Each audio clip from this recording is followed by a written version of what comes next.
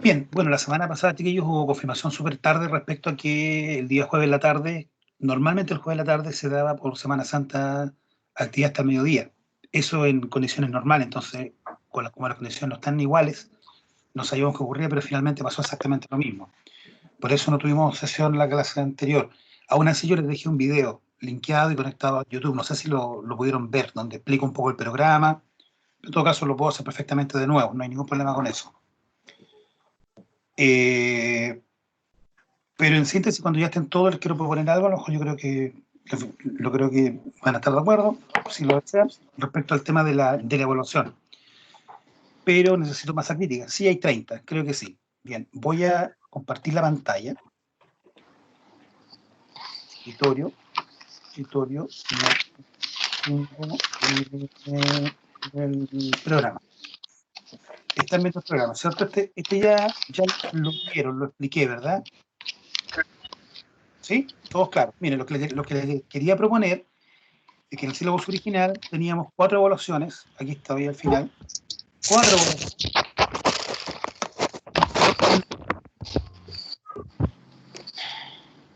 ya, 4 evaluaciones, una autoevaluación y el 30% global. Les quería proponer disminuir una evaluación parcial y dejarla solo en 3, como está a la vista y como ustedes pueden ver.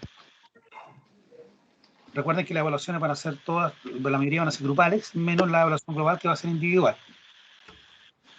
Eso simplemente para no llenarnos tanto de evaluaciones, esa es la propuesta.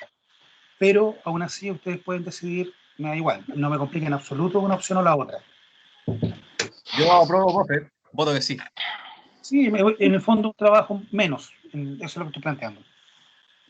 Y bueno, saltar las ponderaciones, pero la repartí entre todas las demás, menos la autoevaluación, por supuesto. La autoevaluación no puede ir más allá del 5%. ¿Les parece? ¿Lo dejamos así entonces? Y con eso estamos las ponderaciones del sistema y todo. Conforme. Perfecto, eso es todo. ¿Es necesario que explique algún otro componente del sílabus, de la planificación del curso? Está en el video, aquí se explica de qué se trata. Lo importante es que ustedes, lo grueso de acá voy a partir, igual, explicando un poco, lo grueso del curso es que ustedes tienen que entender aspectos generales de la contabilidad, cómo se inserta dentro del contexto de lo que es la gestión de empresa, particularmente desde la perspectiva de un ingeniero comercial, y entender un poco la operatoria contable, la práctica contable, que es cómo se ejecuta la contabilidad, entendiendo que no es función nuestra elaborar contabilidad. Nosotros somos usuarios de la información contable y de muchos otros tipos de información, pero tenemos que entender, ser capaces de leer la información contable. Y eso es lo que tenemos que aprender en este curso. ¿Bien? Eso es. Y, por supuesto, por lo tanto, vamos a estudiar lo que es un libro diario, el libro mayor, qué eran los libros contables, qué pasó con el tema de las normas internacionales de contabilidad, IFRS, algunos aspectos centrales de la contabilidad en pymes, cuando son más chiquititas, qué pasa en términos fiscales, los temas más gruesos, lo más relevante respecto a la diferencia entre la contabilidad financiera y algunos elementos que cambian con la contabilidad fiscal, digamos con la contabilidad tributaria, con lo que se presenta al fisco en este caso. Bien, bueno, acá, como les dije, si están de acuerdo, sacaríamos una evaluación y haríamos un trabajo menos en realidad. Esa es la propuesta. Bien, y por supuesto entender, ser capaz de leer cómo se arma primero cómo se arma, la forma en que se presenta un balance general, un estado de resultado y un estado de flujo efectivo, y después ser capaces de entenderlo. Hasta allá tenemos que llegar. ¿Mm? Y también, por supuesto, está el estado de cambio de la situación patrimonial, que son más cortos, más breves. Entonces, vuelvo a repetir, este curso apunta a que ustedes sean capaces de entender, leer e interpretar estados financieros, ser capaces de saber cómo se elaboran y cómo poder ver las cosas que nos interesan desde la perspectiva de la toma de decisiones. No es un curso específicamente de operatoria contable, eso va para contadores, que son los que realizan contabilidad. Aún así, ustedes van a saber y aprender cómo se hace. ¿Todo claro? Bien, esto lo modifico entonces y quedaría aquí una evaluación 3, ¿cierto? ¿Están de acuerdo? Esta evaluación no iría. Esto lo podríamos tomar en la otra evaluación. Sí, Y profe. dígame, señor. En el video que usted subió a la LMS al principio explicando el curso y todo, dijo que ¿Sí? las clases las iba a subir por YouTube Sí, Y de hecho, eso, la primera está en YouTube. sí, po, ¿y eso todavía sigue en pie o ahora vamos a tener la clase online o después la vamos a ver por YouTube también? No, las dos cosas. La va a tener ahora aquí, pero yo la estoy grabando. Y una vez que la termine de grabar, yo la subo a YouTube al tiro para que todos la puedan volver a ver y estudiar de nuevo, o el que no pudo estar para que la pueda estudiar por primera vez. Ah, ok, Todas profesor. todas las clases la van a tener y además van a quedar grabadas. Ok. O sea, en realidad el formato es mejor que el que teníamos antes. ¿Qué quieren que les diga? Porque repetirse la clase completa y todo no estaba disponible antes, digamos. Pero bueno, cosas buenas y cosas malas de la situación en la que estamos. Chiquillos, entonces esto queda, esto lo voy a cambiar, lo voy a modificar, ya que están todos de acuerdo, es una evaluación menos. Recuerden que este año el tema de la evaluación no es lo principal, lo dije también al momento de explicar.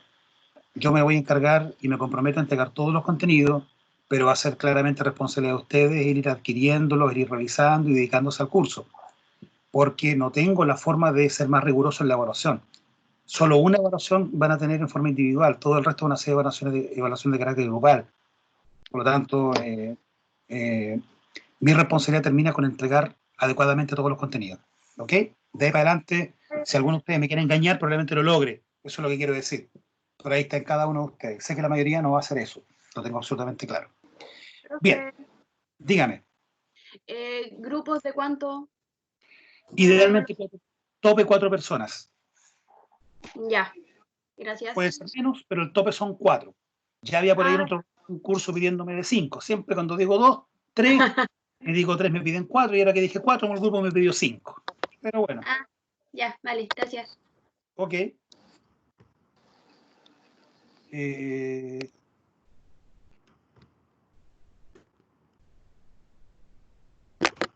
algo está pasando acá.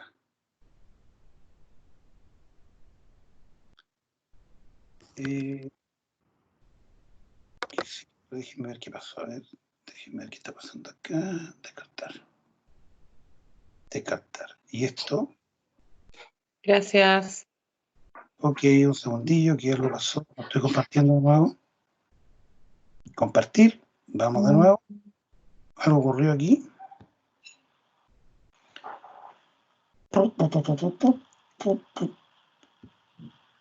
Extraño, algo pasó aquí. A ver. ¿Están todos viendo, verdad? Sí. Así yo te controlo que la hagas. Ahí está mi pantalla, ahora sí. Ahí está, perfecto. ¿Están todos viendo? Voy a minimizar esto y ahora lo que quiero compartirles es otra cosa. Ya estamos claros con el programa. Vamos a partir un poquito entonces con contabilidad. Tenemos una horita para trabajar en esto. Una horita. Y aquí tengo un material, lo están viendo, ¿no? Hay un PowerPoint en ahí. ¿Lo logran ver? Sí, profe. Perfecto. Lo voy a colocar en pantalla completa para que quede clarito para todos. Esta sería oficialmente ya nuestra primera sesión, ya con contenidos. Esto va a ser inicios, historia, origen y contexto de la contabilidad.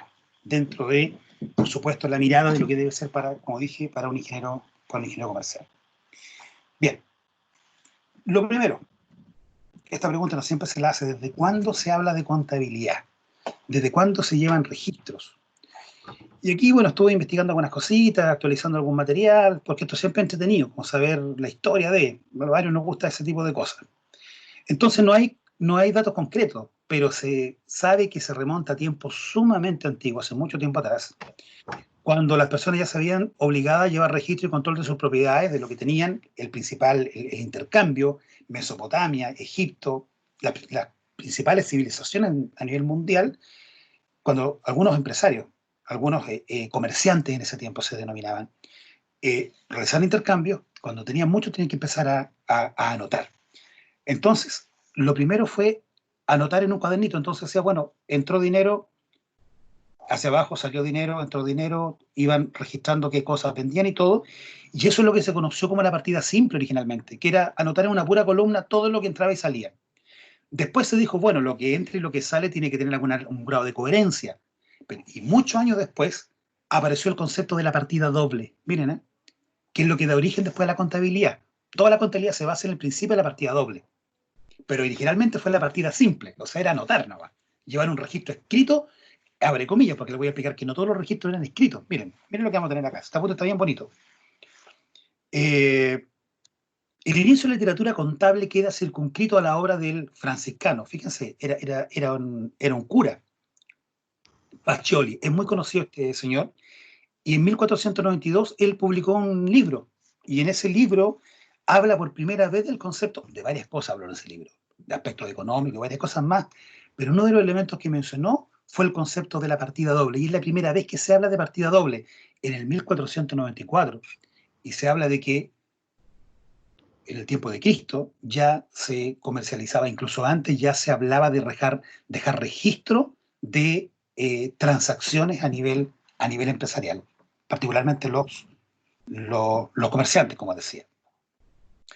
Este fue un matemático, cura también, una persona de iglesia, que aportó no solamente acá, aportó mucho al tema de la administración, que después conocimos como científica, y varios temas de carácter organizacional. Él aportó fundamentalmente temas relacionados con el orden, con el registro, dentro de todo lo que pasaba a nivel organizacional. ¿Ven? Este fue el primer señor que habló de la partida doble contable, en 1492, o sea, el siglo XV. Sistema de partida doble consiste en realizar un registro doble en cada, abre comillas, lo puse entre comillas, asiento. Un asiento contable es una operación contable, es un hecho que se registra contablemente. Entonces, por ejemplo, cuando una empresa dice, vamos a mandar a pedir productos o insumos para la compra, para la venta de materia prima, entonces en ese caso hace el pedido, no sé, lo paga y en ese minuto hay un compromiso de entrega y eso queda registrado. Un asiento tiene que ver con una actividad, un hecho que se genera dentro de la empresa. Regularmente la contabilidad lo que registra son hechos económicos. O sea, por ejemplo, si alguien dijera, por decir alguna cosa, vamos a contratar a Juanito. El solo hecho de contratarlo no genera un hecho económico. Por eso que las contrataciones, por ejemplo, en una empresa, no quedan descritas en la contabilidad. El despido queda escrito en la contabilidad, pero fundamentalmente cuando se trata de indemnizar, cuando se trata de mover recursos que tienen que ver con prescindir de un trabajador. Entonces, despedirlo probablemente tal no es el hecho que hace que se abra o nazca este proceso contable, sino que se genera un pago adicional. Y ese pago sí es un hecho económico, sí mueve recursos monetarios y por lo tanto queda reflejado en la contabilidad. Entonces la contabilidad, como dije, principalmente apunta a registrar hechos económicos. ¿Y por qué digo principalmente y no digo solo hechos económicos? Como algunos autores lo dicen por lo demás. Porque en algunos casos también la contabilidad hace ajustes internos para poder cuadrar cosas. Entonces hay una contabilidad que se hace al final, cuando ya está hecha toda la contabilidad, y se hacen ciertos ajustes contables. Eso lo hace particularmente la gente del área contable. Son ajustes en algunos casos menores, pero que no tienen que ver con nuevos hechos económicos, sino que ajustan lo que ya está. Se llaman asientos de ajuste, de hecho. Pero son la minoría y para el caso nuestro son los menos relevantes. No son tan relevantes. Por eso digo que en la mayoría de los casos se registran hechos económicos. Ese es el concepto de un asiento. Entonces, si en una empresa, por ejemplo, primero compran, al ratito venden, después vuelven a vender, venden una cosa, venden otra, y pasan una serie de cosas durante el día, todo eso se registra en un asiento. Antes era a mano, ahora se ingresan a un sistema, están los famosos ERP. ¿Le suena a alguien el concepto? ERP. ¿No? No. ¿Sí? ERP, me imagino que alguno está tomando apuntes porque no puedo escribir todo lo que digo. Un ERP son sistemas como el Excel, pero son sistemas que están diseñados por diferentes empresas, es como un paquete a la medida, están diseñados para que en el mismo computador, en el sistema informático, usted puede ir registrando la operatoria contable. Entonces usted ingresa al computador, ingresa una compra, ingresa una venta, ingresa todo lo que le estaba mencionando antes, y en vez de hacerlo a mano en un cuadernito, el computador inmediatamente va ingresando cada asiento. Por supuesto, sobre la lógica de la partida doble. Va ingresando, y esos ERP son, como quien dice, una suerte de plantilla en Excel que lo va haciendo automático. Pero son plantillas programadas regularmente, y así hay diferentes marcas. Entonces, algunos de ustedes pueden haber escuchado sobre Softland. ¿Qué es lo que es Softland? Softland es un software que usted lo abre y permite ingresar ahí todas las transacciones contables. Pero claramente todos los software tienen que propender a entregar un estado financiero tal cual tiene que ser. Por lo tanto, no tiene que ver con cada software o empresa lo presenta como quiera. No es así. Los estados financieros se presentan según otro tipo de normas, según otro tipo de de instrucciones. Por lo tanto, cada RP tiene que apuntar a lo mismo. Entonces, está Softland, en algunos casos está un programa que se llama Manager también, conozco ese, uno que se llama Transtecnia, que utilizan mucho los contadores porque es muy cómodo para la parte tributaria. Flexline es otro software que se utiliza, y hasta ahora lo más avanzado que se conoce es SAP, S-A-P, que por lo demás, como curiosidad, se los cuento que les comento que lo acaba de adquirir la universidad y lo está implementando en todo el tema administrativo interno. La parte justamente contable, financiera y administrativa, gestión. SAP es lo más avanzado, pero vuelvo a repetir, más allá de las capacidades que tenga cualquier ERP, que están hoy día en las empresas, el ERP registra, en vez de a mano, lo que hace es facilitar, lo que hace un Word, lo mismo, es escribir a mano versus escribir en un Word. Te habilita, y una vez que lo tienes adentro puedes cambiar tipo de letra, puedes presentarlo como tú quieras, puedes adornarlo un poquitito, puedes corregirlo posteriormente. Es lo mismo, pero algo especializado para el área contable. Algo hecho a la medida para el área contable. Y por supuesto para diferentes tipos de empresas. Por ejemplo, SAP no tendría sentido con una empresa que es demasiado pequeñita, porque tiene muchas aplicaciones, tiene muchas cosas que desarrolla. Entonces, dependiendo también del tamaño que va adquiriendo una empresa, es también el tipo de software que se le va recomendando. Eso regularmente usted lo hace con empresas que se dedican a eso. Lo que más he visto en empresas es que utilizan muchos Softland. Yo diría que el Softland es el número 1 utilizado. En otros casos se utiliza mucho el otro que les mencioné, Transtecnia. Se van a topar con esos nombres alguna vez en el campo laboral. Y en el mejor de los casos, entre comillas, podría ser SAP. Esa es más o menos la secuencia. Vuelvo a repetir, todos hacen lo mismo. SAP hace más cosas, SAP analiza cosas, tú le puedes pedir más cosas una vez que está la información ingresada, pero van en la misma dirección. Esos son los famosos ERP. Entonces, el principio básico de la partida doble es que no existe deudor sin acreedor. O sea, para que alguien deba, a alguien se le debe. Y ahí está el concepto de la partida doble.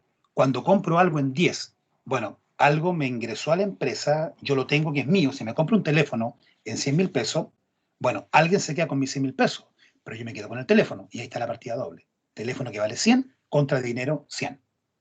Vendo el teléfono, ingresa el teléfono al valor que tiene, 90 por ejemplo, y me ingresan 90.000. Ahí está la partida doble. Entonces no puede, en el fondo, descuadrarse, porque para que salgan 100, alguien tiene que recibirlo. Ese es el principio básico. Por eso no existe deudor sin acreedor, ni acreedor sin deudor. Ese es el método de registro de operaciones más usado en la contabilidad de todo el tiempo. Bueno, desde la partida doble en adelante. Antes de eso no. Incluso en la actualidad. Es el concepto básico que fundamenta la contabilidad, la partida doble. ¿Ok? ¿Todo claro hasta acá? Sí, profe. ¿Sí? ¿Se va entendiendo? Sí. Qué bueno. Sí.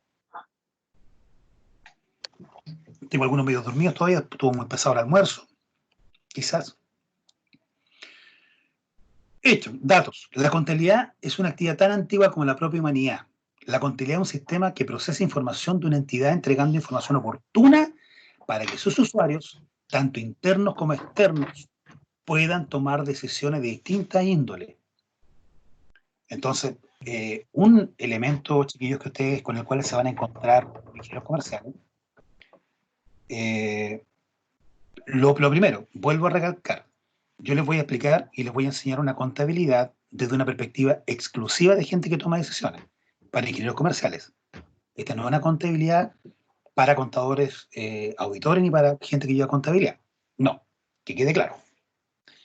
Entonces, esto apunta a tomar decisiones. Ahora, ¿cómo tomo decisiones cuando me entregan información contable y yo no entiendo contabilidad? Y les cuento más.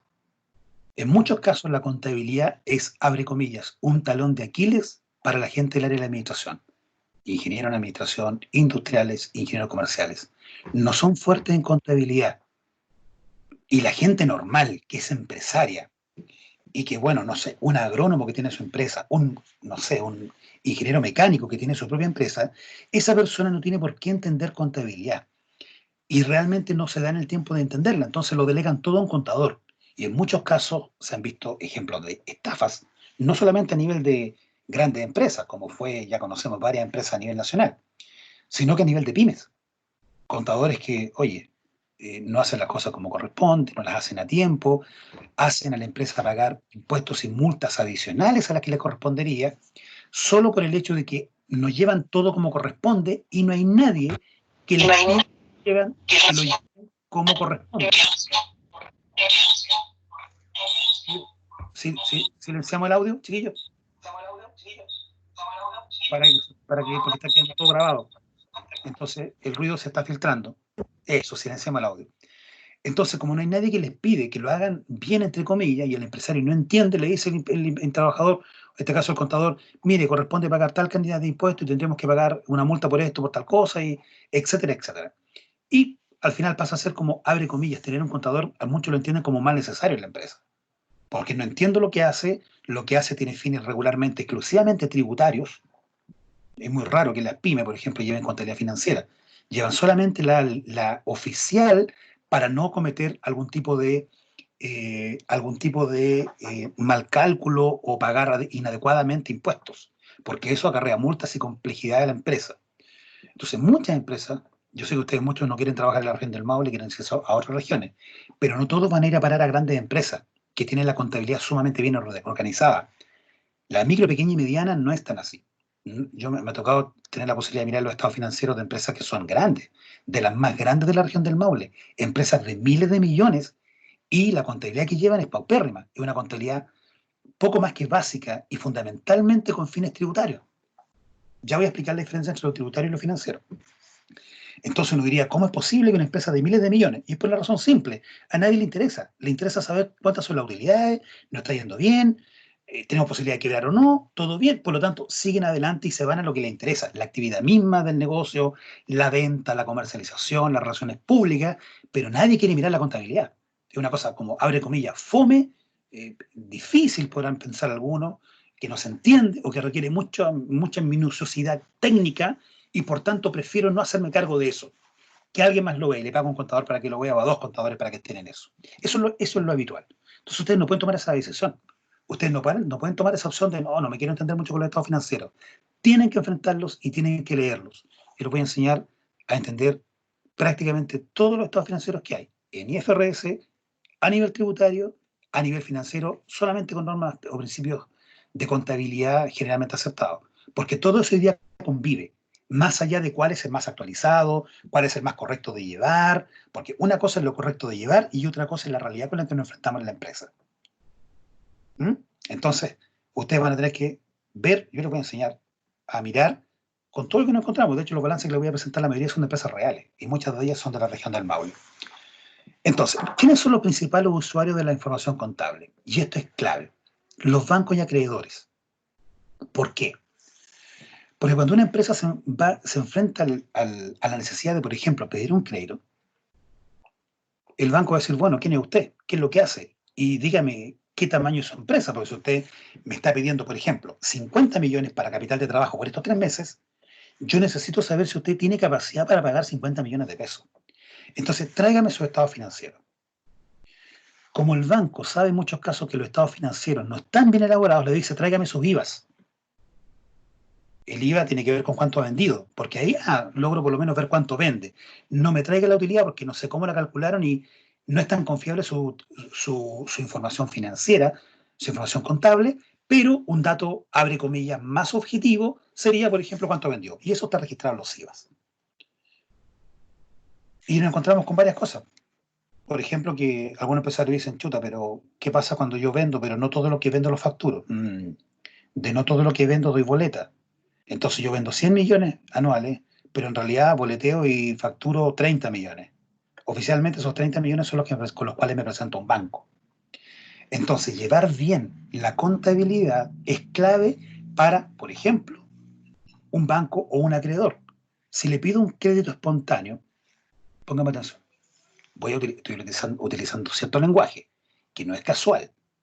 Ustedes van tomando apuntes, igual va quedando grabado, pero tienen que tenerlo claro. Cuando hablamos de un crédito espontáneo, es cuando le digo a una empresa, por favor, usted provéame de insumos, de materias primas, y usted me va enviando, aparece la nota de crédito, no hay problema, y al final del mes, usted me suma todo, me dice cuánto es, me factura las ventas que me hizo usted en el mes, que en mi caso son compras, y yo le emito el pago. Perfecto. Pero para que una persona, persona natural o jurídica, para que esa empresa que me va a proveer esos recursos, esos insumos, esas materias primas, esos productos, crea en mí y me entregue productos durante todo un mes con la confianza de que le voy a pagar, que es un crédito espontáneo, es un crédito no justificado, un crédito no documentado, es un crédito basado principalmente en la confianza entre las empresas, es un crédito espontáneo. También se conoce como crédito simple, no es documentado. En el peor de los casos no habría cómo legalmente cobrarlo, o costaría mucho más, digamos. Entonces, para que esa empresa crea y me haga un precio razonable, me va a preguntar, bueno, ¿quién es usted? Y muy probablemente me pida también que le permita acceder a mi estado financiero. Para decirme, mire, usted sí es solvente, es razonable, es una empresa que está, abre comillas, sana, funciona normal, por lo tanto cumple todos los requisitos para ser mi cliente. Es lo que pasa, por ejemplo, cuando ustedes van a abrir cuenta corriente, los evalúan. Mire, sí, el nivel de renta, etcétera, contrato, sí, usted cumple. Entonces es lo mismo, es cumplir requisitos mínimos para poder trabajar con ellos. Entonces muchos usuarios externos a la misma organización y a la empresa requieren que esta empresa tenga adecuadamente su estado financiero. Bancos y acreedores, los trabajadores. ¿Por qué tiene Profe, que... una consulta. Usted Diga, dijo que era crédito espontáneo o crédito simple, ¿cierto? es lo mismo, es lo mismo. Ah, Es ya. otra forma de llamarlo. Por Gracias. eso dije que el crédito espontáneo, un crédito no documentado, también se le denomina contablemente como crédito simple. ¿Ok? Bien. ¿Por qué los trabajadores? Chiquillos, los trabajadores piden aumento, los trabajadores piden negociación colectiva y dicen, no, nosotros queremos que nos aumenten nuestro sueldo un incremento real del 3%. Y la empresa dice, no, no tenemos dinero. ¿Y en qué quedamos ahí? Estado financiero. Va a decir, mire, esto es lo que somos y por lo tanto esto es lo más que le podríamos eventualmente ofrecer. Sobre esto colocamos en riesgo a la organización, porque no estamos en condiciones de... Entonces los estados financieros son un piso, por ejemplo, para iniciar una negociación colectiva. Usted no puede negociar colectivamente si no entiende el estado financiero. ¿Qué va a ofrecer? A lo mejor lo que está ofreciendo puede quebrar la empresa, o lo que está ofreciendo puede generar problemas de liquidez, que la empresa sea rentable, que le vaya bien, pero que en el minuto no tenga dinero, lo que le está pasando a muchas hoy día dada la crisis actual que estamos viviendo, digamos. Entonces, la información contable tiene que estar presente y tiene que ser un aliado cercano de cualquier ingeniero comercial. Eso es obligatorio. Tiene que ser un aliado cercano de cualquier ingeniero comercial. El gobierno, obvio, el Estado, el fisco, hay que tener estado financiero porque en base a eso hay que pagar impuestos. Y si nos equivocamos, etcétera, aparecen multas, hay dolores de cabeza que son evitables, digamos, si no lleva bien la contabilidad. Inversionistas. Si queremos que, o alguien pide, bueno, quiero vender una parte de mi empresa, quiero tener abre comillas, un socio estratégico, perfecto. Pero ¿cuánto me va a cobrar y cuánto me cobras por tu pedazo de empresa? Mira, te cobro 10 millones. Ok, pero muéstrame que es tu empresa. A lo mejor me está vendiendo solo humo. O a lo mejor, ¿cómo sé si estoy haciendo un buen negocio? O si me conviene entrar como socio tuyo con 10 millones de pesos. Puede que a lo mejor sea mucho o puede que sea poco. Entonces los estados financieros me permiten poder evaluar, mire, en base a la utilidad que esto genera, en base a la forma de funcionar, en realidad 10 millones de pesos podría ser una cifra, abre comillas, negociable. Y podría estar dentro de un estándar, por lo menos para partir una negociación. Sin estado financiero estamos en tierra de nadie. Si no presento estado financiero, va a ser muy difícil probablemente conseguir un socio estratégico. Prácticamente sería imposible, o casi imposible. Inversionistas, accionistas. Accionista, inversionista, se le llama accionista al dueño de la empresa, pero cuando la empresa está basada en acciones. Cuando la estructura legal de la empresa es en base a acciones. ¿Ok? En caso contrario, son inversionistas. Cuando tienen, por ejemplo, una sociedad de responsabilidad limitada, que tiene escritura jurídica, son 3, 4, 5 dueños, da igual, 2, puede ser hasta 1 incluso, una sociedad individual de responsabilidad limitada. Eso también existe hace algunos años, es más moderno, pero existe hace varios años. Entonces usted puede tener diferentes estructuras, póngame atención, estructuras societarias, formas de sociedades. Bien, particularmente dos tipos de ellas, cuando son sociedades anónimas, ya sea cerradas o abiertas, aparece la figura de un accionista, que en el fondo dice, bueno, esta empresa vale 50 millones, esos 50 millones, supongamos, van a ser 50 acciones de 1 millón cada una, usted tiene 25 y otra 25. O usted tiene 10, otro tiene 5, otro tiene 4, y así nos vamos hasta llegar a las 50. Entonces lo que se hace es, el capital de la empresa se reparte, se divide en acciones, y esas acciones se le entregan a los propietarios en función de qué proporcionalidad tienen de la propiedad. En otros casos queda escriturado. Acá queda como acciones al portador. Portador significa el que la tiene, porque el que la tiene eventualmente también podría venderla. Bueno, ese ya es otro tema. Ya llegaremos allá. Entonces, accionistas y dueños. Ahí está el concepto de stakeholders. ¿Se acuerdan de ese concepto, no? Stakeholders o grupos de interés en español. Sí, profe. Recuerdo, a lo mejor se lo mencionaron, ustedes están en tercero, vienen saliendo del Sí. bachillerato, pero seguramente se lo mencioné en negocios. En organizaciones En también. organizaciones. Perfecto, qué bueno, ahí también lo vieron. Me parece fantástico.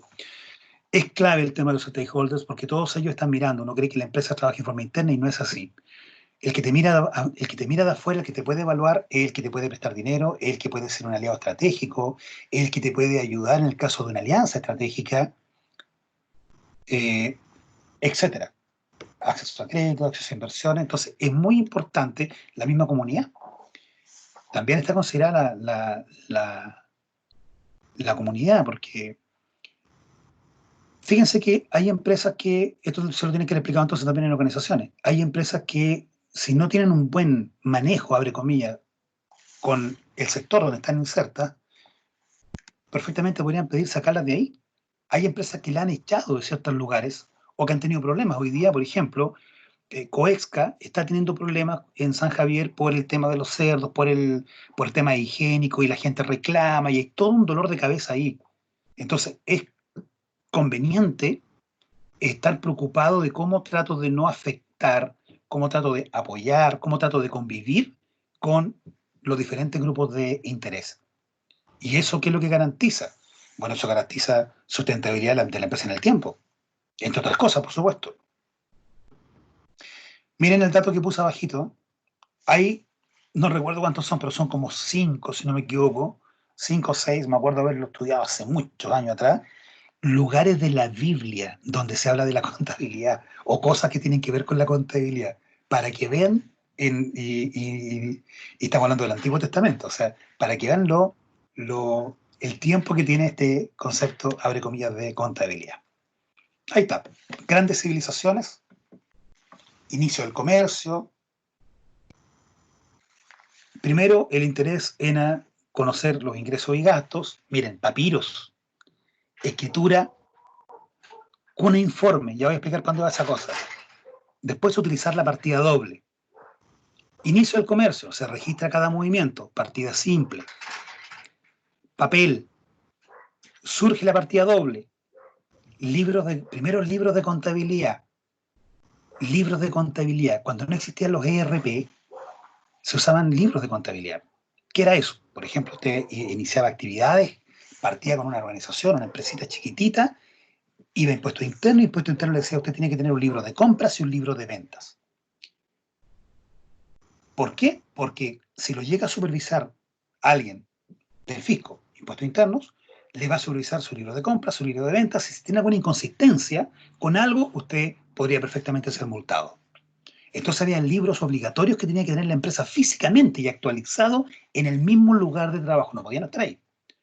Usted dice, no, es que lo lleva al contador para que sacara cálculo. No, señor, eso era multa. Tiene que estar siempre el libro ahí de compra y venta, por decirle algo. Eso ya no están así. ¿Por qué motivo? Porque aparece el tema de los ERP. Aparece el tema de ya no registro manual. Pero así funcionaba antes de todo el apoyo computacional al sistema contable. La revolución industrial apuntó a la importancia de los activos y conocer el beneficio. ¿Por qué la importancia de los activos en la revolución industrial? Porque en la revolución industrial se hicieron inversiones fuertes en maquinarias. Recuerden que la revolución industrial fue el primer paso de lo que después se llamó administración científica. Fayol y Taylor también lo han estudiado. ¿Qué es eso? máquinas para poder automatizar procesos de tal forma de que los procesos fueran más eficientes y producir una mayor cantidad de cualquier cosa en el menor tiempo posible y por tanto al menor costo posible. A eso apuntó la revolución industrial, a producción en escala. Pero para producir en escala, ¿qué es lo que se requiere? Se requiere ciertos niveles de automatización, se requiere harta maquinaria, harta inversión en tecnología probablemente. En consecuencia, eso pasa a ser una inversión cara. Y al ser harta la inversión que había en maquinarias, para justamente tener procesos en línea, empezó también a preocuparse las personas, las empresas, de llevar contabilidad de esos activos que estaban siendo adquiridos o que ya habían sido adquiridos, porque eran caros. Entonces, perfectamente podrían tener máquinas que procesaban algo y esas máquinas son millonarias. Entonces, no podías solamente preocuparte de los ingresos por compra y venta. También tenías que ir viendo cuánto se está invirtiendo, cuánto se tenían activos y buscar formas de reconocer el desgaste, ¿cierto? O pérdida de vida útil de esos activos, lo que después se conoció como depreciación. Papel imprenta, se perfecciona la partida doble, aparecen los estados financieros, donde va y se va a consolidar la partida doble. 1960, nos estamos saltando ya casi más de un siglo. Manejar la información y con más rapidez, ya se habla mucho de la información en tiempo más oportuno, aparecen los primeros computadores, primeros ordenadores, muchos usuarios para un equipo, claro, se llevan cosas básicas porque no había un software muy potente, no era mucho lo que se podía hacer. Solo apoyarse con sistemas informáticos y registrar lo que se tenía a mano ahí, pero sin hacer grandes cosas, porque las máquinas eran caras y tenían poca capacidad. Se automatizan los sistemas contables manuales. Fíjense, en 1960 evolucionamos de la contabilidad a puño y letra, a mano, lápiz y libros, al sistemas más computacionales. Como anécdota, chiquillos, como anécdota, había un libro que se llamaba Libro Caja Americano. Esto lo cuento como anécdota. Y era un libro que pesaba como 3 kilos, lo tuve en la mano alguna vez, y usted colocaba todas las cuentas ahí y empezaba a ingresar a mano. Era impresionante. De hecho, los contadores en esos tiempos usaban unas cositas para protegerse las manos. Se colocaban un tipo, no tipo guante, como protectores que llegaban hasta el codo. ¿Para qué? Porque tanto escribir, tanto para allá, tanto para acá, rompían las camisas, los chalecos y las chaquetas. Entonces usaba una suerte de overoles, pero solo de manos, llegaban hasta el codo. Lo pueden ver en internet, hay varios registros de cómo se hacía antes. Tanto mover el lápiz, tanto escribir, tanto dar la hoja vuelta para allá, que el libro para acá, que el otro libro de compra, que el de venta, que el caja americano, etcétera, etcétera, que rompían su ropa. Miren, por eso lo digo, estoy contándolo como una anécdota. Pero así pasaba hasta los años 60, esto a nivel mundial. En Chile yo esto lo vi en los 80. En Chile esto lo vi en los 90. Yo el caja americano que tuve en la mano que les contaba fue en los años 90, no fue en los 80. Siempre, por supuesto. Mexicano hay empresas que todavía lo usan. Bueno, yo no quería ser tan explícito. Pero Sí, todavía hay empresas que lo usan. sí, pues, y todavía hay empresas que manejan el tema a mano, pues también lo tengo claro, ni siquiera con caja americano. De hecho, es Sí, más, porque terrible. la ley estableció que las empresas que son chiquititas no están obligadas a llevar contabilidad completa, porque el Estado entiende que no saben, ellos no van a saber cómo llevar contabilidad completa. Y si lo llevan, y si lleva la contabilidad a un contador externo, le va a salir más caro, y etcétera, etcétera. Entonces dicen, ya ustedes funcionen. Entonces nos deben llevar contabilidad completa. Fíjense que en el tema agrícola, ya que estamos en eso, en el tema agrícola pasa algo similar. Un segundo. Estaba con la ventana abierta. Fíjense que en el sistema agrícola pedir a un agricultor que lleve contabilidad es complicado, no todos llevan contabilidad. Entonces el Estado dijo, sabe que ellos no podemos hacer que calculen su estado financiero, las ventas, los costos, la utilidad, y a partir de eso ellos paguen un porcentaje de impuestos sobre sus utilidades. ¿Por qué? Porque va a ser un desastre. Porque a nivel agrícola en el país tenemos gente que no entiende contabilidad, que tiene niveles educacionales un poco más descendidos, entonces va a ser una complicación. Y por tanto se establece otro tipo de régimen tributario para la agricultura, que se llama renta presunta. Entonces, y la renta presunta tiene que ver, y le dicen al agricultor, usted va a pagar impuestos en función de lo que tiene, del capital, del valor de lo que tiene. Da lo mismo cuánto venda, da lo mismo allá. Entonces, eso se conoce como tributar bajo la modalidad de renta presunta. ¿Por qué el Estado hace eso? Porque entiende que colocarle una complicación mayor a esa categoría, a esa tipología de empresarios, lo iba a complicar y finalmente iba a ser un desastre. ¿Okay? Eso está vigente todavía, aún existe. Y no solamente el rubro de la agricultura está sujeto a renta presunta, hay varios más. Renta presunta significa entonces pagar impuestos no en función de las utilidades, sino en función de lo que la empresa tiene. Entonces es mucho más fácil de calcular. Bien, años 60, años 80. En el año 80 ya empezamos a hablar en el 81 particularmente, empezamos a hablar de contabilidad para toma de decisiones, para que empiece ya a aportarme en decisiones futuras. Recién ahí aparecen los ordenadores personales y la informática se masifica, sin duda. Sistemas de información contables integrados en bases de datos, informes, ratios, esos son indicadores financieros, esos son los ratios, gráficos. Entonces ya empezamos a ser usuarios de la información contable. Hasta antes de eso, lo que hacía una organización era registrar su información contable para diferentes cosas. Pero a contar de los años 80, particularmente el 81, ya se da un vuelco tremendo, que es utilizar la contabilidad con la lógica de utilizarla para tomar decisiones. Entonces ahí sale de una parte más netamente contable a una parte más netamente de gestión. ¿Ven? Ok. Siglo XXI. Información en tiempo real. Usted le dice, deme el saldo de, y el Estado lo hace, imprímame el balance hasta ahora. ¡Pum! Lo hace. Hay empresas que cierran balances todos los días. O sea, se van y queda el balance cerrado. Comercio electrónico, todo en línea. Medir activos intangibles para gestionar conocimiento. Claro, me compro un tractor. 10 millones el tractor. Perfecto. Entro en la contabilidad, 10 millones. Ni un problema.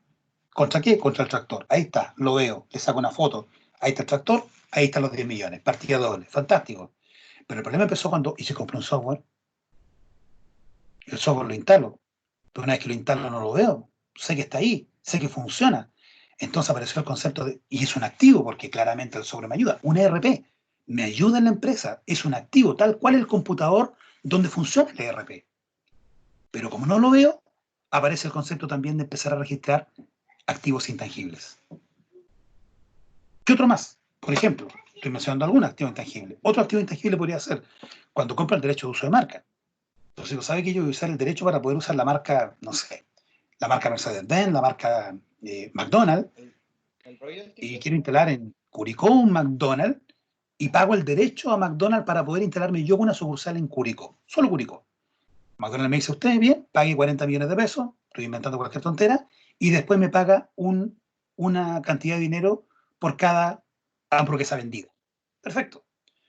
Cuando yo pago esos 40 millones como empresa que va a tomar el nombre de McDonald's, ¿cómo queda la partida doble? Pagué 40 millones. ¿Y qué entró? Un papelito que dice, use mi marca, porque no entra un edificio, ni un tractor, ni una camioneta, ni un computador. Entró simplemente un papel que me dice que tengo derecho por un tiempo limitado, que va a estar probablemente descrito en ese documento, para usar la marca McDonald's. ¿Es un activo? Absolutamente. ¿Favorece y ayuda a mi empresa? Absolutamente. ¿Es una inversión? Absolutamente. Pero no es física. Es una inversión intangible. Entonces así aparece la necesidad también de contabilizar no solamente los activos fijos, están ahí, los veo, los palpo, sino que también los activos intangibles. Aquellos que no se pueden tocar, que no están visiblemente ahí, que son de largo plazo, más de un año, eso vamos a entender como largo plazo. Corto plazo es menos de un año y de ahí para arriba es mediano y largo. Los activos intangibles duran más de un año, por lo tanto son de mediano y largo plazo y ayudan a la empresa. Y por supuesto debemos contabilizarlo. Entonces aparece la lógica, aparece el concepto de activo intangible. Ordenadores en red, internet, tecnologías de comunicación, automatización para capturar datos, intercambio electrónico de documentos. Desaparece a poco el papel. Hoy día la factura electrónica, las boletas de honorarios también son todas electrónicas, ya no se imprimen. Antes había que imprimirla y llevarla, firmarla. Era digamos, tenía un cierto grado de dolor de cabeza el proceso como era antes. Era más engorroso. Con el tiempo ha ido mejorando y la gran conclusión que podemos sacar es que pasa de algo que tenía todo el ánimo de registrar a transformarse en algo que es fundamental y un gran aporte, un gran aliado para la toma de decisiones. Y esa toma de decisiones, las profesiones que deben estar más encima de eso, una de ellas sin duda es la gestión empresarial, la ingeniería comercial u otra equivalente que tenga, digamos, un perfil, un trabajo similar, que haga más o menos lo mismo. Un poquito más. Miren, invención de la escritura, la prehistoria, 10.000 antes de Cristo, uso de las fichas de arcilla para llevar contabilidad, una suerte de ábaco. Edad antigua, 3.500 al año 395, uso de jeroglíficos, papiros y nudos. En la Edad Media, actividad contable, uso del quipú. ¿A alguien le suena la palabra quipú? No. Es una página para comprar. Sí, es una marca de... No. Quipú, era técnica, ya voy a explicar lo que era un quipú. Lo tengo en la lámina siguiente. De 1453 al 1789, estos números no son exactos. En esa época más o menos, origen de la partida doble, ya lo sabían, con el curita, ¿se acuerdan que era matemático? Está más atrás. Edad contemporánea, de 1789 hasta la actualidad, desarrollo científico de la contabilidad. El concepto de exactitud, de la partida doble, que todo cuadre, ya tiende a ser algo más potente, algo más sólido. Lucas Pacholo, él era el curita, ahí está arriba. Bien, fíjense chiquillos, a ver, aquí lo tengo, aquí está. Este es un quipú. ¿Qué es lo que hacían para poder ver cómo estaba yendo o algo, o una transacción? Formaban nudos. Y a la altura que estuviera el nudo era como el ábaco. Esto eran decenas, esto eran miles y esto eran unidades. Entonces, fíjense, chiquillos, esto no tienen que aprendérselo. Este es netamente un contexto cultural. ¿Se dan cuenta aquí? Dice 3.000, 3 por 1.000, ahí está. ¿Cuántas veces tiene? Esta es una vuelta y acá la vuelta que tiene, que son 4. 1, 2, 3, 4. Ah, y ahí podían constituir el número. Entonces iban registrando. Miren la forma de poder registrar. Es una antigua herramienta inca de cálculo de las cuales se sabe que se usaba para los registros, conteos o censos de cosechas, fundamentalmente. Miren, ahí está. Ahí está toda la contabilidad. Miren, ahí está el balance. No, mentira. Estoy deseando. ¿Cómo no fue? Ahí está el balance. Varias transacciones. Está todo ahí. Imagínense cómo era antes. Esto, les vuelvo a repetir, un tema bien cultural, contexto, pero es bueno entender lo que es entretenido, creo yo. De dónde nace, más allá de lo tedioso que es llevar la cuestión contable, que es la operatoria contable, que también vamos a estudiar. Este es el equipo. Bien, historia de la contabilidad, ya creo que lo saben bastante, escritura pictográfica y jeroglífica, tablillas de barro, algunos usaban jeroglíficos, otros rayaban piedra y así, de todo tipo. Hasta como podían, hasta que aparece el granito, que es la partida doble, que ya saben cuándo fue. Después el tema de la revolución industrial, que incorpora la contabilización de activos fijos, y posteriormente lo contemporáneo, los intangibles. Eso básicamente como los grandes hitos, si tuviéramos que hacer una suerte de mapa conceptual de lo que hemos dicho hasta ahora, yo creo que por ahí iría. Por supuesto, convivieron con otras cosas, como el Renacimiento, con temas de carácter cultural, la Edad Media, ¿cierto? Esto estaba pasando a nivel histórico. Nosotros estamos revisando cómo iba la contabilidad acompañando el tema empresarial, el tema del intercambio en este tiempo, en esa época. Bueno, este señor lo han visto varias veces ya, el señor Adam Smith, economista y filósofo, ustedes saben, ¿cierto? Que planteó varias cosas, entre ellas el tema de los equilibrios de mercado, etc. ¿Qué dice él? El verdadero precio de todo, lo que todo realmente le cuesta al hombre, lo que quiere adquirir, le cuesta al hombre que quiere adquirirlo, es el esfuerzo y la complicación de adquirirlo. ¿Qué es eso? Esfuerzo y complicación, claro. Cuando voy a un lugar, a un centro turístico, y compro una bebida, como en ese minuto estoy en un lugar apartado, estoy en un lugar lejano, probablemente el precio no sea el mismo que yo lo compro en la esquina de mi casa. Entonces, ¿por qué estaría dispuesto a pagar 3.000 pesos por algo que vale 1.000 en la esquina de mi casa? Es porque estoy lejos, porque hay ciertas características que me lo hacen más complicado de adquirir. Entonces, a ese esfuerzo y complicación de adquirirlo es lo que para Adam Smith justifica el precio. Más allá si es bueno o malo, pero lo justifica el valor, el número, el monto, el importe del precio. Equipo. Hasta aquí, chiquillos, ¿vamos bien? Sí. No sé cuánto tiempo me pasó. Ya, Sí, profe. me quedan 10 Sí, o 15 profe. minutos. Perfecto. Me quedan 10 o 15 minutos. Chiquillos, si alguien puede, en la clase les va a aparecer grabada también a ustedes. Descárguenla. ¿Ok? Porque en algunos casos a mí se me pierde. O sea, la encuentro y la subo, pero no siempre sé buscarla bien. Entonces, sí, que les va a aparecer para descarga a ustedes también. Yo la voy a subir al LMS, al YouTube, todo tal cual. Pero aún así ustedes pueden cargarla directamente también. Eso se puede hacer. Por lo que entiendo. No he estado nunca como alumno, pero creo que se puede. Ahí me avisan. Bien. Entonces, ¿todo claro? Vamos entonces al contexto de cómo se sitúa la contabilidad dentro de la actividad económica. Puntito 2.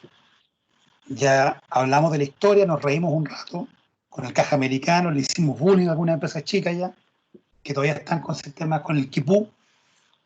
No tanto como eso, pero sí otros que son no tan antiguos, pero son antiguos.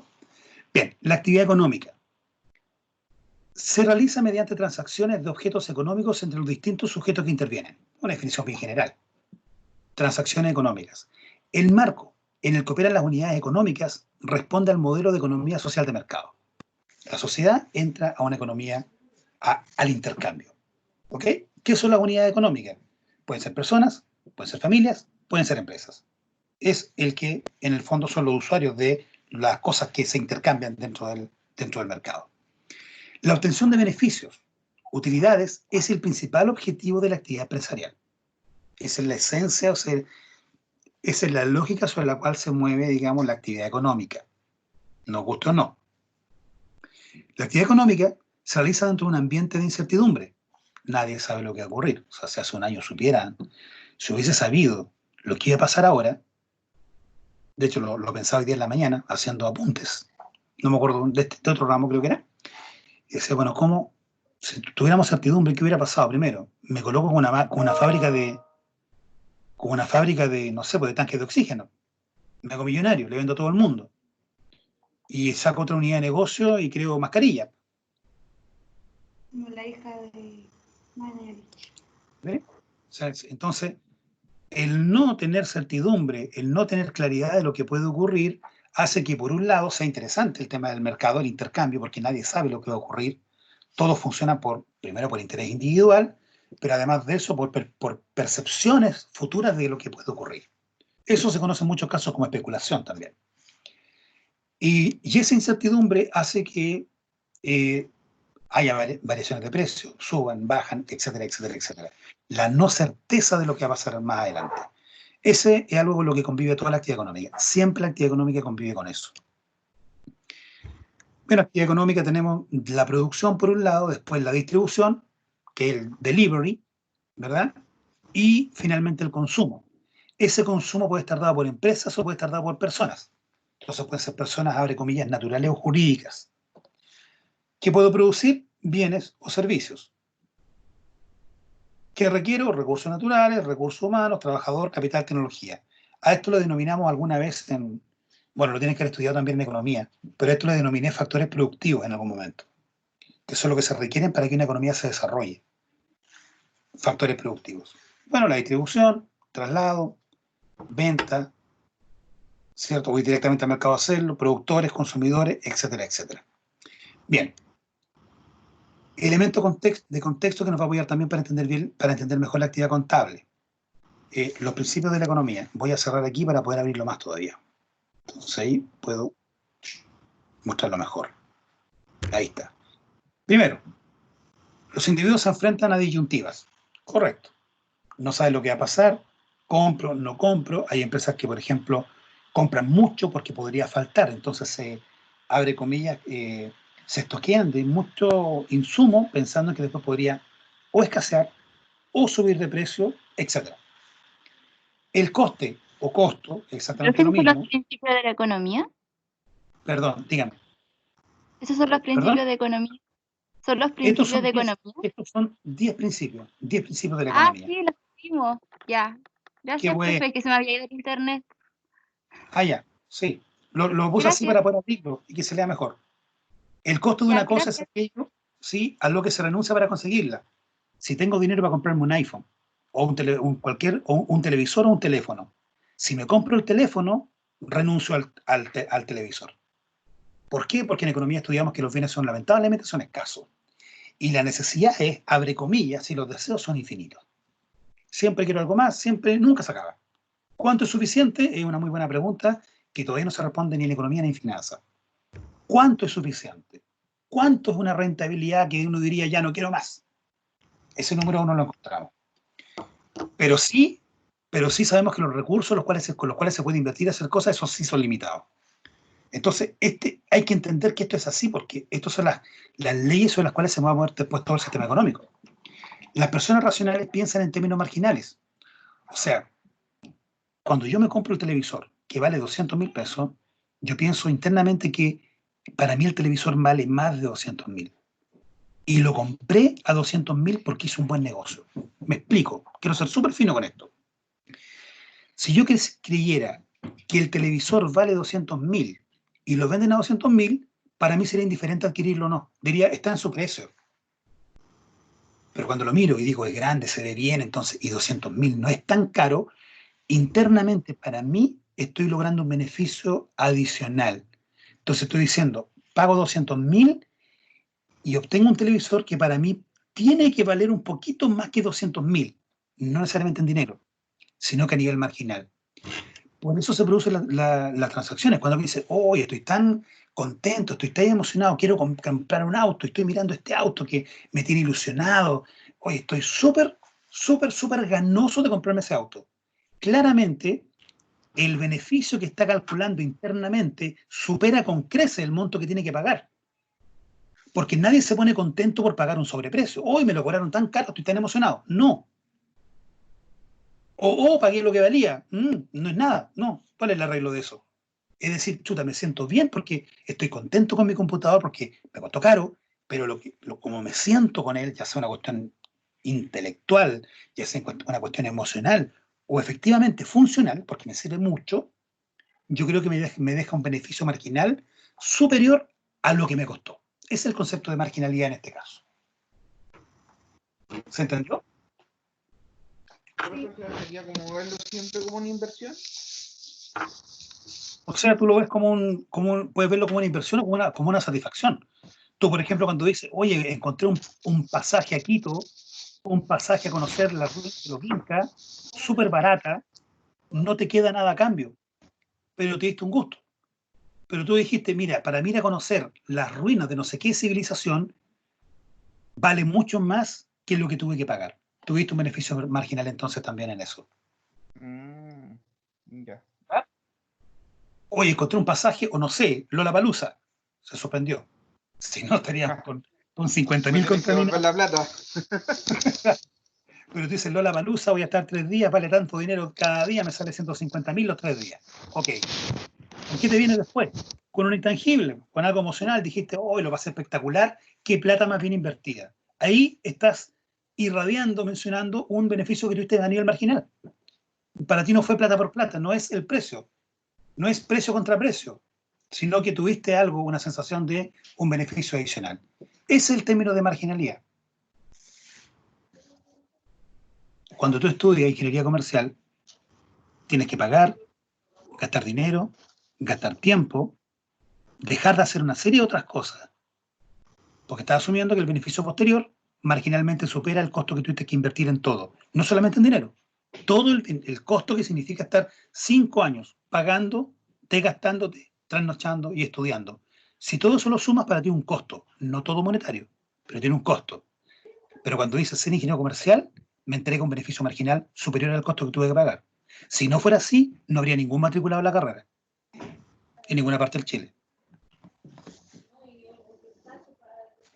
¿Ven? Que inconscientemente es parte de nuestro comportamiento racional. Sí. El comercio puede mejorar el bienestar de todo el mundo. ¿Por qué? Aquí está el principio básico de Adam Smith.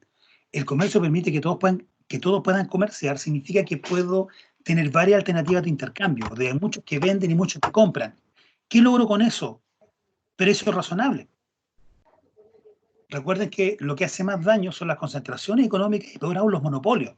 Ahí aparecen los excedentes adicionales cuando ese empresario, cuando esa empresa, cuando la firma, así la denominaban en microeconomía, teoría de la firma, ¿se acuerdan? Profe, Y teoría de la demanda. también es un arma de doble La filo teoría en de la este firma y la teoría de la oferta. Cuando Sí, decían, profe. el oferente puede cobrar mucho más de lo que debiera ganar en condiciones normales. Entonces, Sí.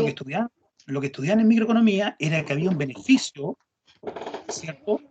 Un beneficio que obtenía la empresa cuando había competencia perfecta. Usted decía, bueno, en condiciones ideales una empresa gana mucho dinero cuando el precio, ojalá, es igual a donde el costo marginal es igual al ingreso marginal. Entonces, en competencia perfecta, usted diría, lo mejor que le puede pasar a la empresa es precio igual a ingreso marginal igual costo marginal. Perfecto. ¿Y pasa siempre así? No. Porque a veces en la intersección de precio y costo marginal, o si usted quiere ingreso marginal y costo marginal es en 20 pesos, el empresario cobra 100. ¿Y por qué? Porque puede, por lo único que vende. Y ahí teníamos la utilidad excepcional monopólica. ¿Se acuerdan? Esa marginación monopólica. ¿Por qué? Porque lo puede hacer. No hay nadie más, no queda más alternativa. Entonces, donde en competencia perfecta él podría ganar muy bien, no se queda en ese precio, lo sube, porque puede. Y en economía vamos a asumir que siempre se asume que el que puede ganar adicional, lo va a hacer. Legalmente, pero lo va a hacer. No va a decir, no, con este precio estoy bien, ¿para qué ganar tanto más? Prefiero ser bueno y a la gente cobrarle un precio más razonable. No funciona así. Profe, pero en este Dígame. sentido, ¿hasta qué punto es sostenible para el bienestar de acá, digamos, de todo, como la sociedad, de todo el mundo? O sea, lo que pasa es que si cada cosa cuesta el precio razonable, un precio, eso te deja un excedente para poder tener más cosas, tal cual y tienes mayores satisfacciones. O sea, si el computador costara 2 millones, se acabó el viaje y ir a conocer la ruina de los incas. Y se acabó el computador, entonces ya no tienes una buena calidad de vida. No puede ser que digas o compro pan o como bien todos los días o voy de viaje. Una economía que está en crecimiento, en desarrollo, es una economía que te permite hacer las dos cosas. Tener una buena calidad de vida, una buena alimentación, una buena educación y contar con ciertos niveles de insumo y cosas que te permitan tener un buen pasar.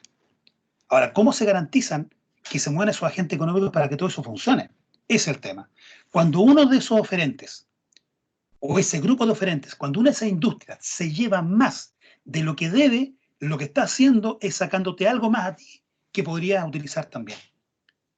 Entonces, cuando un oferente te cobra 30, pudiendo cobrarte 15, te está quitando dinero de vacaciones, te está quitando dinero de alimentación, te está quitando dinero de distracción, etc. Es tu dinero. Yo no puedo legalmente decirle a esa empresa devuelvan los 15. Lo que debo hacer es garantizar de que esa empresa tenga la suficiente competencia para que no pueda cobrar precios monopólicos. Profe, Y pero si ¿qué pasa son... cuando eso se vuelve habitual? Porque, por ejemplo, hace poco no me acuerdo que sancionaron el tema de la corrupción de los pollos, por ejemplo, ¿Sí? que ellos alegaron el tema de la multa que le estaban poniendo por parte de la Fiscalía Nacional Económica, y ahora le aumentaron, no me acuerdo qué porcentaje fue la multa. Pero ¿hasta qué punto es sensible que todas estas eventualidades sucedan cada cierto tiempo? Porque al final te estás dando cuenta que cada cierto tiempo van ocurriendo hechos que tú te puedes dar cuenta día a día de que hay cosas que suben o que bajan para bien o para mal, pero sabes que en el fondo, por decirlo así, te están jodiendo.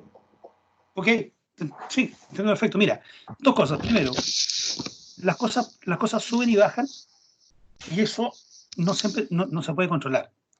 Pero lo importante es que las cosas suban y bajan por cosas de carácter naturales. Por ejemplo, si este año no se dio mucho el ají, probablemente la ají suba de precio, y eso está bien. Claro. Pero que no se dé porque alguien está abusando de una condición dominante. Ahora, respecto a lo que tú dices, que ahora se está viendo, sí, yo creo que siempre se ha hecho y ahora lo que está pasando es que ahora se está viendo. Como hay más sistemas de información, como hay más cámaras, todo está más automatizado y más fácil de detectar cosas, se están conociendo más ese tipo de cosas. Ahora, ¿cómo se garantiza que eso no ocurra? Mira, lo voy a plantear desde este punto de vista. No lo voy a plantear desde el punto de vista político, sino desde el punto de vista económico. Una persona, todo el mundo sabe que no puede tirarse de cabeza de arriba de un puente. Porque si te tiras de cabeza arriba de un puente y abajo no hay agua, te vas a matar. Y si no te matas, vas a quedar parapléjico, va a quedar, no sé, pero va a quedar mal y va a ser un dolor insoportable. Ok. Por lo tanto, una ley natural de la vida es que nadie se tira de cabeza de un puente, a menos que alguien tenga algún problema particular, pero son excepciones. Entonces, en ciencia económica, portarse mal debería ser exactamente igual que tirarse de cabeza de un puente.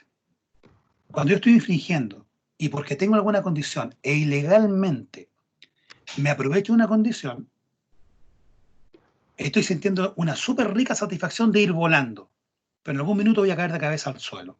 El problema es que los estados deben garantizar que la caída sea de cabeza al suelo. Entonces, los delitos económicos debieran ser peormente sancionados que los delitos penales. Entonces, una empresa que se porta mal y una empresa que trata de perjudicar, por ejemplo, con los remedios, te doy un ejemplo, a la gente de tercera edad, esa empresa debe ser sancionada, pero debe ser sancionada de tal forma que les duela. A una empresa que vende 1.000 millones y tú la sancionas con 10 millones, eso es un bono de la secretaria. Es casi una falta de respeto esa sanción. Entonces, ¿qué es lo que, esta es mi opinión personal desde el punto de vista económico, qué es lo que debe ocurrir? Las penas deben ser proporcionales. Yo veo su estado financiero, veo cuáles son sus utilidades y la multa debe ser equivalente a cortarle un brazo. Señala al mercado, portarse mal es terrible, porque el Estado te corta un brazo. Y si me vuelvo a portar mal, te liquida. Entonces, por ejemplo, sanciones duras serían, una, que la multa equivalga a 3 años de utilidades seguidas. Va a tener que endeudarse la empresa y le doy crédito, ni un problema, páguemela en 5 años, pero me va a pagar el equivalente a 3 años de utilidades. Y la segunda tendría que ser prácticamente una medida que quiebra la empresa. Entonces, ¿cuál es la medida? Cambia de manos. ¿Cuál es el soporte que yo te plantearía en ese caso? Yo digo, una persona que se porta mal 2 veces es una persona que tiene como hábito perjudicar a las personas. Ese tipo, en mi opinión, si yo fuera ministro de Hacienda, yo diría, ese tipo no puede ser empresario. Lo castigo su RUT y de aquí en adelante él solo podría ser empleado. ¿Por qué? Porque ya sé que es un mal empresario, es un abusador como empresario. ¿Hay sanciones Eso sería mis dos personas castigos. jurídicas? No. La única posibilidad de perseguir a las personas, porque en el caso de la construcción, los tipos disuelven las empresas, arman otras y se acaba el tema. Caso de las casas Copeva. Estados Unidos. Las casas Copeva se llovían enteras, los tipos disuelven la sociedad, se caen en quiebra y después salen con otro y son fantásticos. Nada. Hay que ir atrás de las personas que toman las decisiones, no atrás de las empresas. Entonces, cuando digo Juanito se portó mal, Juanito hay que tener cuidado con él. A Juanito lo castigo, la primera vez le doy la opción, pero lo castigo fuerte. Es un brazo menos, te corto un brazo. Y la segunda vez te digo, Juanito, ya ha demostrado que tú no eres bueno como empresario y por lo tanto, ¿qué es lo que hago? No te permito legalmente ser empresario. Por lo tanto, tu RUT no puede estar iniciando actividades, tu RUT no puede estar nunca más en una empresa de responsabilidad, en ningún tipo de nada, ni sociedad de acciones, nada. De aquí para adelante tu RUT solamente puede ser de empleado. Y si no te gusta, se va del país. Punto. Eso pasa en algunos países que son más complejos y por eso tienen mejor desarrollo económico. Entonces, el empresario no anda buscando cómo perjudico, porque sabe que por ganar esos millones adicionales, la pena, si me llegan a pillar, es prácticamente que el Estado me va a quitar la empresa y se la entrega a alguien más. Eso no ocurre en Chile ni en varios países. ¿Por qué? Porque hay un acomodo político frente a la sanción. Y en muchos casos ese acomodo político pasa con, ya lo vieron, clases de ética, ¿te das cuenta? Si a mí me mandaran a clase cada vez que robo, yo prefiero robar porque las clases de ética no me molestan. Yo podría asumir que todos los lunes y miércoles voy a clases de ética y robo toda mi vida. ¿Viste? Analizo el costo-beneficio y digo, bueno, ir a clase no es tan malo. Entre comillas, porque me estoy robando lo que yo quiero. Entonces, La sanción, la pregunta, la sanción, lo que busca la sanción no es recaudar dinero para el fisco. Lo que busca la sanción es generar una instancia que te haga darte cuenta de que nunca más lo debes hacer. Pero ahí vendría a ser Eso como no un lo digo yo, temor de señor. parte del Estado hacia las empresas. Eso lo dijo, eso, amigo mío, lo dijo John Maynard Keynes el año 1944 en Bretton Woods. Él dijo que hay que atacar fuerte a los monopolios. Tiene que haber leyes antimonopolio. Tiene que haber leyes fuertes contra los que se portan mal. Eso va a cumplir, no sé, 80 años que se planteó. 80 años va a cumplir. 82, 84 ya. ¿Ven? El tema es que uno dice, chuta, eso es, pero en realidad no sé si es mucho castigo y viene el tema político y en ese minuto ya se pierde. Ahí yo me pierdo. Porque nunca he tratado de buscar la decodificación política a cosas que son súper claras a nivel económico. Lo que yo estoy diciendo, cualquier economista serio te lo va a decir. Eso está escrito y no ayer. Y no está escrito en un medio de prensa. Está escrito en ciencia. Entonces cuando dice, oye, es que el sistema no funciona, obvio que no funciona porque no están usándolo como corresponde. Si esas cosas estaban garantizadas de antes. Estaban planteadas qué se hace, cómo se comporta frente a ese tipo de cosas cuando ocurran. Cómo se debe actuar. Y debe ser categórico. ¿Por qué? Porque cuando una persona, cuando yo te mato, cometo un delito, pero cuando yo hago una estafa de carácter económica, de carácter comercial, y esa estafa queda impune, lo que hago es debilitar la confianza en la economía. Y eso eventualmente le puede traer pobreza a todo el mundo. Por lo tanto, los delitos económicos deben ser los peor sancionados de todo el sistema legal de un país. Eso también lo dice la ciencia económica, no yo. Esa parte la desconoce la gente que habla de modelos, que el sistema, que cambiemos, que lo desconoce porque no tiene conocimientos profundos de economía. Eso está planteado. Ahora, la pregunta es ¿por qué no se aplica el modelo o el sistema como funciona?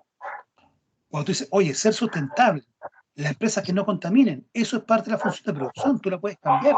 Estableces las empresas no van a contaminar, las empresas no van a sobreexplotar, y colocas todas las restricciones que consideres socialmente adecuadas para regular el comportamiento de las empresas.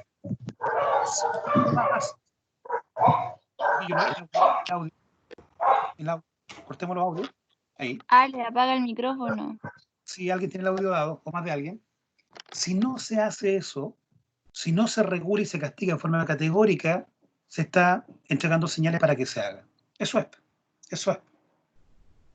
En Chile tú haces un contrato y no cumple el contrato, vas a juicio, estás 4 años, al final, chao. Ni siquiera sigues con eso porque pierdes todo el dinero. Hay poco respeto. Cuando estudiamos la última finanza, que va a ser estrategia financiera en 5º año, les voy a enseñar que hay una serie de productos financieros que son estrella en todo el mundo y en Chile se usan poco solo porque la ley no permite el cumplimiento.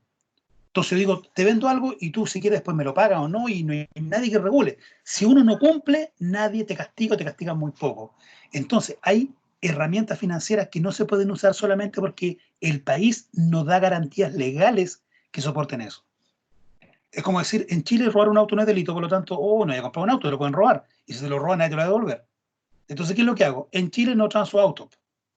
Es como decir lo mismo. Es tan mala, es tan débil el tema legislativo frente a las sanciones que están planteadas en la ciencia económica, que ese tipo de actividades económicas no se desarrollan. Cada actividad económica genera empleo, genera ingresos, aporta al PIB, etcétera, etcétera. Muchas de ellas hoy día no se desarrollan solo porque no están los marcos regulatorios adecuados para que se hagan. Miren, ¿no? Interesante, bonito. Cuando dicen en Europa es un tema cultural, la gente roba menos, claro, pero ve las leyes, ¿qué pasa con los que roban? ¿Qué pasa con el empresario que despide inadecuadamente? ¿Qué pasa cuando alguien te demanda, por ejemplo, por un tema de acoso laboral? El comportamiento y cómo son las leyes allá. Por eso no ocurre, porque efectivamente el tipo sabe que está saltando el puente y se va a romper la cabeza a la caída. Ok, creo que quedó como más o menos claro. Ahí está el tema del comercio, el intercambio. El Estado debe garantizar que el intercambio sea adecuadamente. Y el Estado, su función, según la ciencia económica, es justamente salvaguardar y proteger que nadie abuse de nadie. Y sancionar fuertemente. Eso no lo dijo Smith. Smith dijo oferta y demanda, que hay un equilibrio, que nadie puede abusar de nadie. Pero Keynes le plantea una cosa adicional. Dice, y si eso ocurre, Estas son las formas que usted debe actuar. Primero, ley antimonopolio. Segundo, etcétera, etcétera, etcétera, hasta que esa actividad se extinga. ¿Ven? Eso funciona. Y eso es completamente convivible, completamente razonable con bienestar común, con respeto a la sociedad, con respeto al medio ambiente, todo eso. Eso es parte de la función de producción. Tú no tienes que sacar todo eso para crear algo nuevo. Tú tienes que ir modificando. Es como un auto. El primer auto contaminaba, el primer auto era incómodo, te causaba problemas de la espalda y todo. ¿Qué se hizo? Se fue mejorando el auto y hoy día son absolutamente cómodos, seguros y todo lo demás. Nadie dijo, oye, nunca manda a la gente en auto. Tú lo vas mejorando. ¿En función de qué? Pero tienes que regular. Entonces dicen, los autos deben tener mínimas condiciones de seguridad. Y por eso es que hay autos que, por ejemplo, que Europa no entran y a Chile sí. Eso lo han visto en internet. Hay autos que tienen, para entrar a Estados Unidos, por ejemplo, Europa tiene que tener tales condiciones de seguridad, doble airbag, tales materiales, etc. Y las empresas están obligadas a gastar más en su proceso productivo para dar las condiciones mínimas de seguridad que el Estado dice, esto es lo mínimo para nuestros ciudadanos. Otros países no. Todo tiene que ver con regulación. La empresa se porta bien en la medida que se regule bien y que se castigue bien. Eso está demostrado. Por ejemplo, hoy día, muy contemporáneamente, el ejemplo que le acabo de dar de los autos. Entonces Estados Unidos dijo, no entra ningún auto chino a Estados Unidos porque no cumplen y no cumplen, y quedaron todos afuera. Europa lo mismo. ¿Qué hacen los chinos? Tienen que sacar versiones premium de sus autos. Porque si no, se acaba el negocio. O sea, juegan con las reglas que el país te dice. El Estado coloca las reglas porque norma y regula todo el quehacer comercial. Ahora, si ese Estado es corrupto y si el Estado no regula, efectivamente pasa todo lo que hemos estado conversando.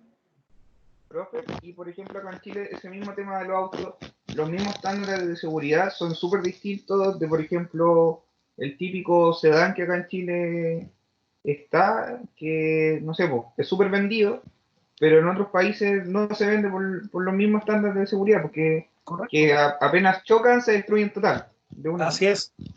La pregunta es, ¿por qué permiten que se comercialice en Chile? ¿Por qué se permite importar ese auto?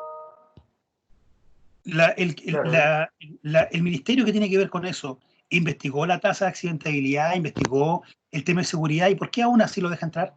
Es una buena pregunta, ¿te das cuenta? Pero aquí el tema no es del fabricante, si el fabricante te va a entregar lo menos posible al precio más caro, porque es el comportamiento natural según la ciencia económica. Él va a intentar maximizar su beneficio. Si nadie regula, él lo va a hacer. Ese es el tema. Sin regulación estamos liquidados. Entonces no es esperar un cambio cultural, no, es cortarle un brazo. Eso es más rápido, eso es lo que funciona y eso está escrito.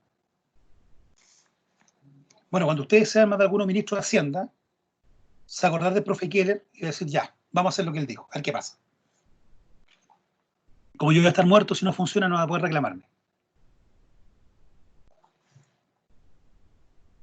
¿Se quedaron dormidos o están ahí todavía? Estamos aquí, profe. Vamos acá, profe. Oye, vamos a llegar a 1 hora y media. Sí. Exacto.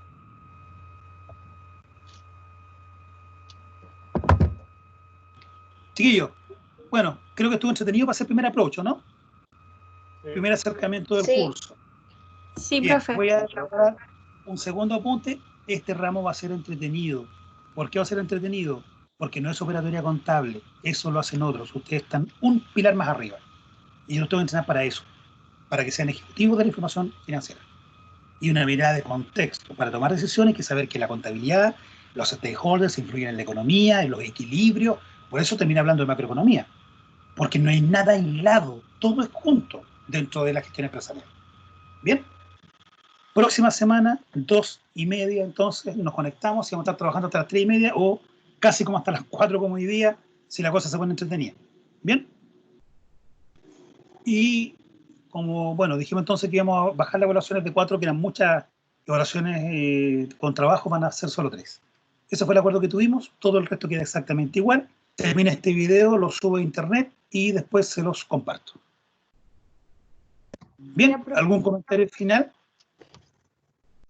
Yo querría seguir, pero por el tiempo no puedo seguir. Me estoy excediendo de las instrucciones institucionales, digamos, de la duración de cada clase, vía Teams. ¿Algún comentario, alguna reflexión final o algo? Profe, ¿las diapos serán subidas? Estas diapos no están subidas todavía, buen punto. Las voy a subir ahora. Bueno, ya quedaron en el video, pero las voy a subir también, sí, las voy a subir. Lo que pasa es que quería terminar, llegar más arriba, pero me faltaron 2 láminas. Pero las termino en la clase siguiente, no hay problema, sigamos bien. Profe, ¿hay duración máxima de clase? Hay recomendación máxima, y la recomendación dice 25 a 30 minutos. Excepcionalmente 1 hora. Eso está por escrito. Y yo llevo 1 hora 20. O sea, no creo que me vayan a retar ni mucho menos. Pero si ustedes me acusan, me pueden retar. Porque no, se plantea que el sistema de este tipo de sistemas de clase tiene un nivel de agotamiento distinto, etcétera, etcétera. Bueno, la gente que sabe recomendó esas cosas. Por lo tanto, uno, ¿qué hace? La acata. Ese instructivo nos llegó a todos los académicos por un correo masivo de vicerrectoría. ¿Mm? Ay, porque igual nosotros hemos tenido clases completas de 2 horas, por eso preguntaba. Es complicado porque la instrucción dice que no sea así. Ahora, distinto que el profesor esté 2 horas conectado y responda a consulta y le dé tarea y después se conecte, se desconecte, eso también lo podemos hacer. Por eso yo puse horario de consulta cuando vengan, por ejemplo, los trabajos o algo, puse consulta de 3:30 a 4:30, 1 hora más de consulta, y ahí hacemos 2. Pero 2 horas solo clase, así como estamos nosotros ahora, eso no es recomendable. Ya. Igual cansa. Y cansa fundamentalmente a los estudiantes. A nosotros nos gusta esta cuestión. Pero el estudiante es el que tiene que estar 2 horas recibiendo información, recibiendo. Y 2 seguidas. Porque acá no hay break. Ya nosotros nos daban break de 10 minutos. Ah, les dan un break. Bien. Sí, ¿Cómo nos hacen dan con la break. grabación? Se Cortan y detienen. siguen. Ok. Mira, Profe, voy a socializarlo con colegas a ver qué me dicen. Pero, porque como te digo, eso es lo oficial, lo que les dije. Dígame. profe, en el horario sale que son 4 horas de clase, solamente vamos a tener 2 entonces. Lo que ocurre es que todo el resto debe ser, entre comillas, trabajo autónomo, ayudas individuales, consultas por correo, consultas, incluso por el mismo Teams. Yo puedo estar en línea, pero hablando igual que ahora, pero con algún grupo de estudiantes que tiene consultas particulares. Pero no es viable 4 horas reloj o 3 horas reloj de esta forma. Yo lo haría, yes. pero la recomendación no fue así, de que no sea así. Profe, está bien así. Sí. Sí, Ahora, estamos bien. mi apunte, Entonces, chiquillos, están hechos profe, para para, calzar. para las pruebas vamos a tener tiempo así como para resolver dudas y eso, y ahí tendríamos más tiempo. O sea, si el curso demanda más, claro, más grupo 1, problema aquí, van a ser grupos, ahí, claro, ahí van a ocupar todas las horas que estamos dejando ahora de lado, por supuesto, y ahí voy a tener probablemente que atender individualmente. Ni un problema con eso. Y si hay que emplear la cantidad de horario también, no hay ningún problema con eso. Pero lo que está recomendado es no hacer tanta clase directa presencial continua, eso es. Ya, Sí, bacán, Profe, profe. una dígame. consulta. ¿La modalidad de prueba va a usted dejar un tiempo estipulado para hacerla o va a dejar, por ejemplo, un día o cierta cantidad de horas? Ustedes van a hacer algunos talleres que yo les voy a ir dando y esos talleres van a ser de un día para otro día. Ya. Les voy a dar 2 o 3 días, no sé, les voy a dar días para que lo hagan. Y eso lo van a trabajar en forma grupal. Y la última evaluación va a ser en línea. La última. Eso va a ser por allá por junio.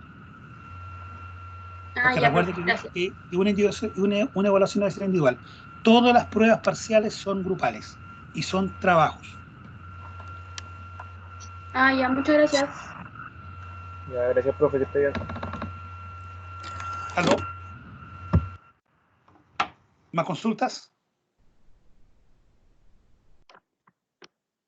Bien, voy a primero detener la grabación.